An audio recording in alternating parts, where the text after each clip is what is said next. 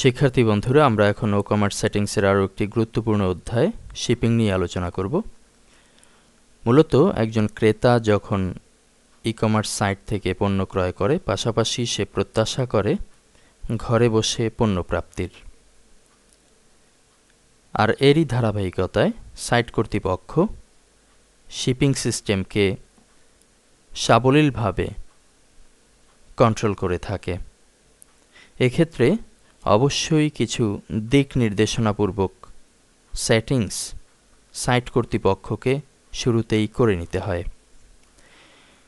E-commerce সেটিংসের এ অধ্যায়ে আমরা উপরের দিকে দেখতে পাচ্ছি শিপিং নামে বাটনে ক্লিক করা হয়েছে এবং এরই ধারাবাহিকতায় আমরা কিন্তু পেয়ে যাচ্ছি শিপিং সেটিংয়ের জন্য নির্দিষ্ট পেজ।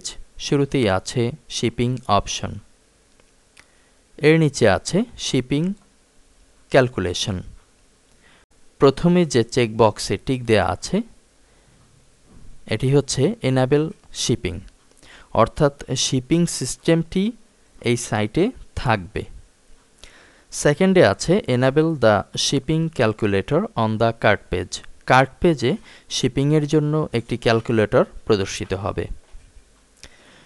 নিচের দিকে hide shipping cost until an address is entered. যতক্ষণ না শিপিং অ্যাড্রেস দেয়া হচ্ছে ততক্ষণ শিপিংয়ের কস্ট প্রদর্শিত হবে না। আমরা যদি এই চেকবক্সে টিক রাখি তাহলে এই কথাটি সত্যি হবে। আপাতত আমরা এটিকে দিচ্ছি না। নিচের দিকে আছে শিপিং মেথড ডিসপ্লে, কিভাবে প্রদর্শিত হবে। দুটি ব্যবস্থা আছে, একটি হচ্ছে রেডিও বাটনস এবং আরেকটি সিলেক্ট বক্স। এই মুহূর্তে দেখতে পাচ্ছি দেয়া আছে সিলেক্ট বক্স। আমরা চাইলে রেডিও বাটন এটিও ব্যবহার করতে পারি। এরপরে দেখতে পাচ্ছি শিপিং ডেস্টিনেশন। প্রথমে যে চেকবক্সে টিক অবস্থায় আছে এটি হচ্ছে only ship to the user's billing address.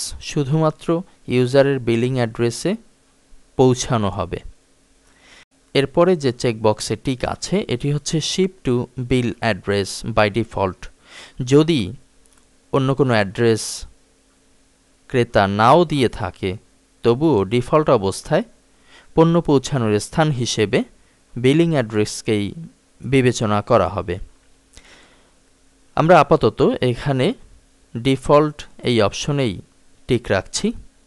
এর নিচে আছে collect shipping address even when not required. যদি তেমন প্রয়োজনীয় নাও হয় তারপরেও আমরা শিপিং অ্যাড্রেস কালেক্ট করব। সবশেষে নিচের দিকে দেখতে পাচ্ছি শিপিং মেথড, কোন পদ্ধতিতে শিপিং করা হবে, যেহেতু শিপিংয়ের সাথে অর্থের একটি বিষয় জড়িত।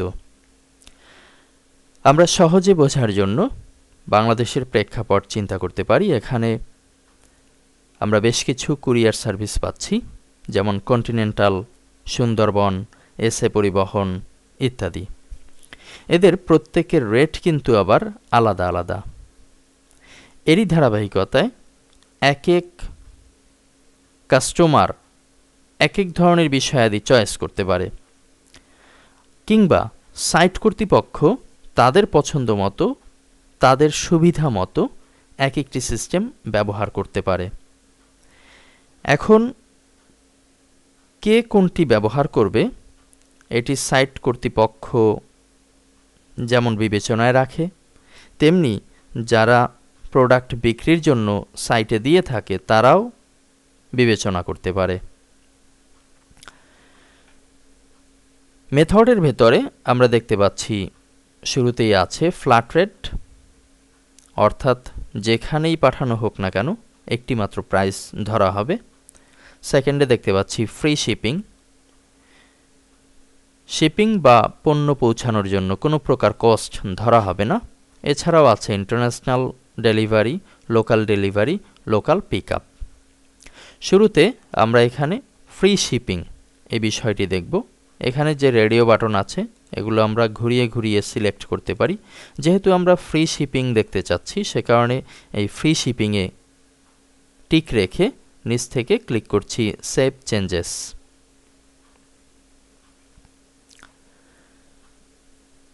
এখন উপরের দিকে আমরা আরও কিছু অপশনস পাচ্ছি। শিপিং অপশনসের পাশেই আছে flat rate, free shipping, international delivery, local pickup. আমরা যেহেতু ফ্রি শিপিং ব্যবহার করেছি, এই ফ্রি শিপিংয়ের কিছু সেটিংস আমাদের করে নিতে হবে। ক্লিক করছি ফ্রি শিপিং।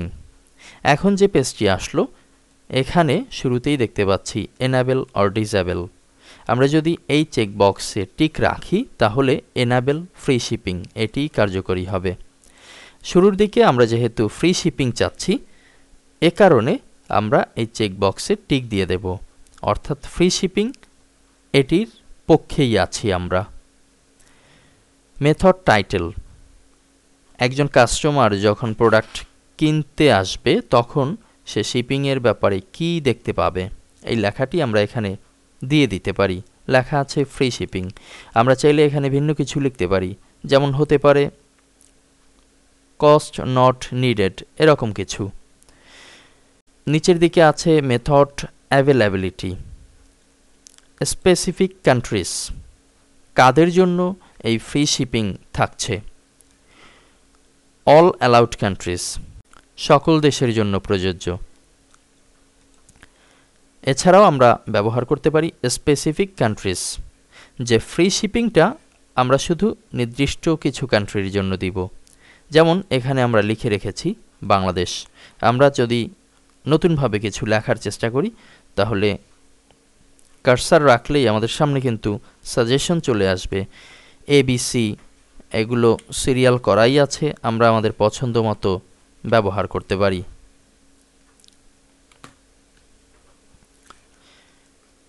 এরপরে ফ্রি শিপিং রিকোয়ার্ডস, ফ্রি শিপিংয়ের জন্য কি দরকার।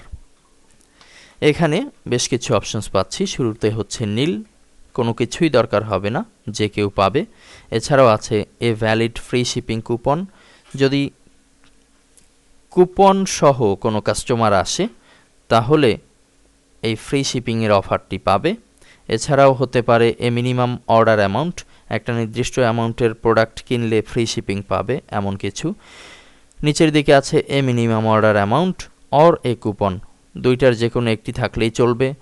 এছাড়াও নিচে আছে a minimum order amount and a coupon, দুটিই দরকার। যাই হোক, আমরা ক্লিক করছি সেভ চেঞ্জেস। চলে যাচ্ছি আমাদের মূল ইন্টারফেসে। এখানে আমরা শপের ঘরে বরাবরের মতো দুটি আপলোডকৃত প্রোডাক্টের ছবি দেখতে পাচ্ছি, PHP গুরু এবং ফরেক্স ট্রেডিং। ধরুন আমরা এখান থেকে ফরেক্স ট্রেডিং এই টিউটোরিয়ালটি কিনতে চাচ্ছি। শুরুতেই থাম্বনেইলের ওপরে ক্লিক করছি, চলে আসলো বিস্তারিত ফরেক্স ট্রেডিং বাংলা টিউটোরিয়াল। এর রেট হচ্ছে 500 পাউন্ড, স্টকে আছে 15টি। আমরা এই অংশ থেকে একটি কিনতে চাচ্ছি, ক্লিক করছি অ্যাড টু কার্ট।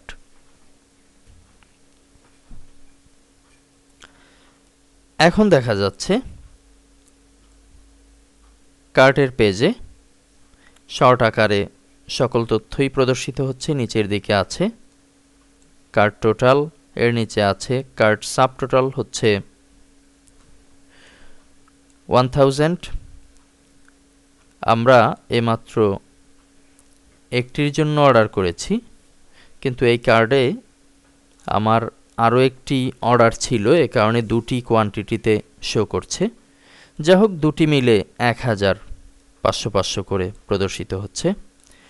শিপিংয়ের যে বিষয়টি, যেটি আমাদের আজকের আলোচ্য বিষয়, সেখানে দেখতে পাচ্ছি ফ্রি শিপিং এবং অর্ডার টোটাল এখানে 1000টি প্রদর্শিত হচ্ছে। শিপিংয়ের জন্য কোনো প্রকার চার্জ বরাদ্দ হয়নি। আবারও চলে যাচ্ছি ড্যাশবোর্ডে। এখন আমরা দেখব ফ্ল্যাট রেট। চলে যাচ্ছি শিপিং অপশনস, এখানে শিপিং মেথডস এটি চেঞ্জ করে দিচ্ছি ফ্ল্যাট রেট। নিচ থেকে সেভ চেঞ্জেস। ফ্ল্যাট রেট যেহেতু দিয়েছি, আমাদেরকে ফ্ল্যাট রেটের কিছু সেটিংস করে নিতে হবে। শুরুতেই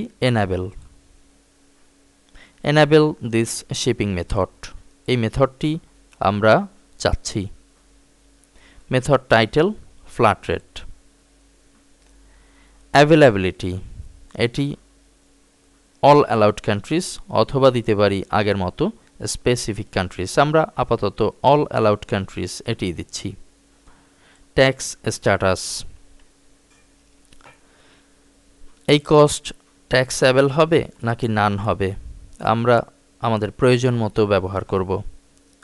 কস্ট পার অর্ডার, প্রত্যেকটি অর্ডারের জন্য কত ধরা হবে, আমরা এখানে 10, 20, 30 আমাদের প্রয়োজন মতো ব্যবহার করব।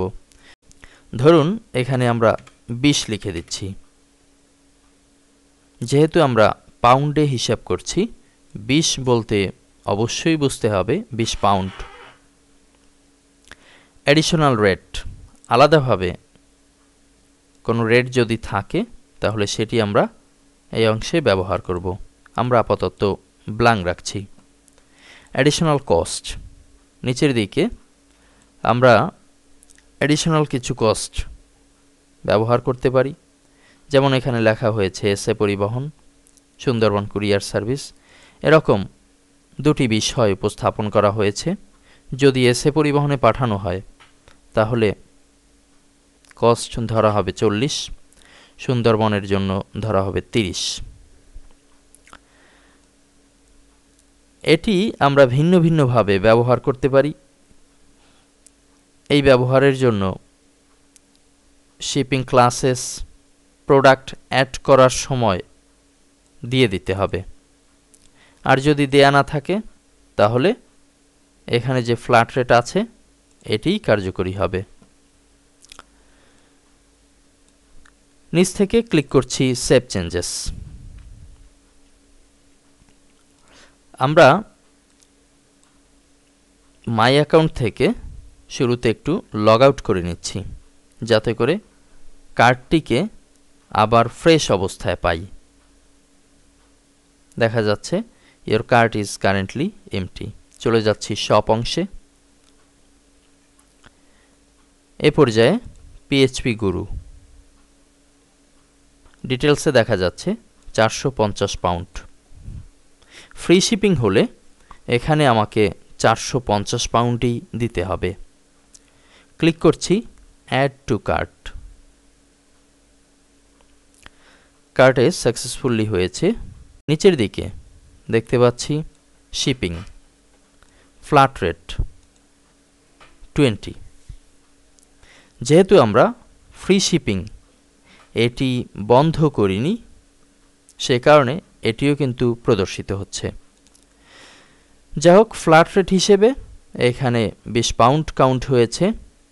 অর্ডার টোটাল দেখতে পাচ্ছি 470। মূলত এভাবে করেই আমরা কিন্তু আমাদের শিপিংয়ের যে সেটিংসগুলো আছে সেগুলোকে আমাদের প্রয়োজন অনুযায়ী আমাদের সাইটে ব্যবহার করব। চলে যাচ্ছি পরের লেসনে। ধন্যবাদ।